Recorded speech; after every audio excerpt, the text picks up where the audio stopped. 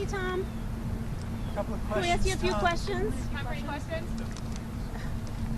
A few. Thank you so much.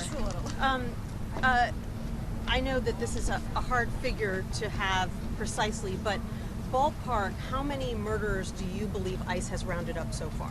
You know, I have no idea. I can tell you that, you know, anywhere between 65 and 70% of everybody we're arresting is a criminal. I know there's been a lot of murders. I wish I had that number because the number's pretty high. But if you look at, we were, you know, deported about 650,000 formal deportations since President Trump's been in office, and you take 65-70% of that being criminals, that's a lot of bad people we deported. I'm asking because President Trump said yesterday that there are hundreds of thousands of murderers that ICE is going after. There's a lot of murders. I just don't have that number with me. That number seems to keep growing all the time. What do you think is a more realistic number of how many murderers I'm not saying the president isn't realistic. I don't have those numbers in front of me. There are hundreds of thousands of people on the loose who committed murders in the U.S.? I think we arrest a lot of murderers, and I don't have a number, and I'm not going to comment on President comments. I don't have that data in front of me. Mr. Homan, with the defunding of sanctuary jurisdictions, could you say anything about what funds are going to be pulled back and which are not? And can you also describe your relationship with Mayor Mamdani versus Eric Adams? First of all, I don't think the decision has been made yet about specific funds, but I support pulling federal funds away from cities that release public safety threats in their communities. You're out working with us. It's sanctuary cities are sanctuary for criminals. I have not met with the mayor of New York City. I did meet with the prior mayor, Eric Adams, because he asked for a meeting.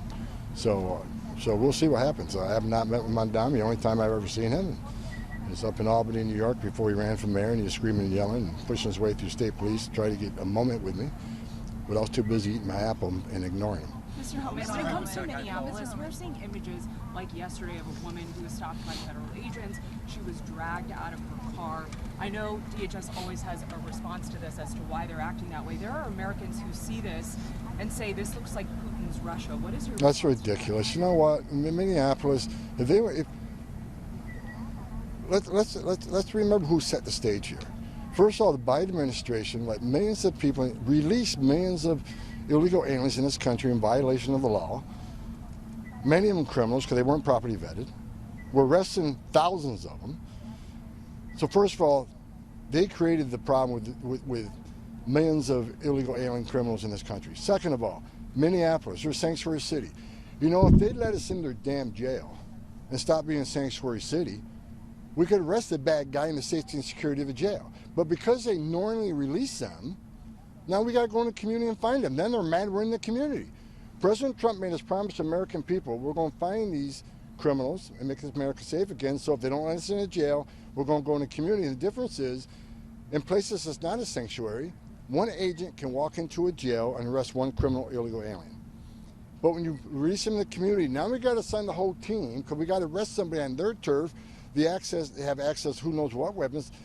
It makes it dangerous for the officer, makes it dangerous for the alien, and certainly makes it dangerous for the community. So if Minneapolis wants to help, like I saw Mayor Fried doing an interview this morning, let us in your damn jail. What's the downside of letting a federal law enforcement officer with immigration authority talk to an illegal alien that you already locked up and put in a jail cell? It's ridiculous that they're pushing back on that. Mr. Homan, what's your reaction on some of the when it comes to some of the ICE agents that are going door to door in places like Minneapolis?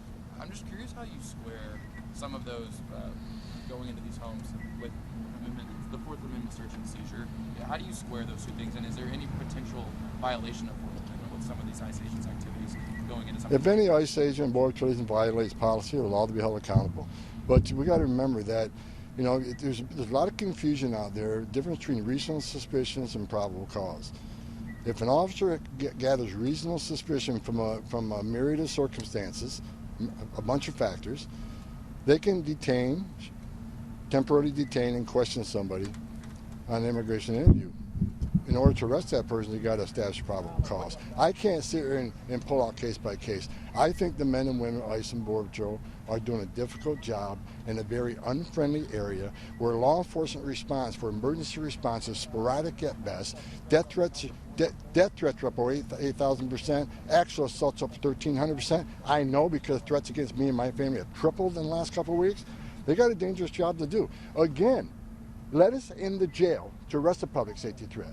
Because I said this 1,000 times, when you force us in the community to find the public safety threat, many times you're with others, or we find others in the process of doing that. If we find them, they're in the country illegally, they're getting arrested too. So more officers in the street means more collateral arrests. We have promised American people we're going to force immigration on. Let me tell you why we have the most secure border in the history of this nation today. Part of it is because of what ICE is doing. We have shown the whole world there are consequences to enter this country illegally. We're not going to send a message, cross the border illegally, it's a crime, don't worry about it, get order removed, don't worry about it. Unless you committed another crime, no one's looking for you.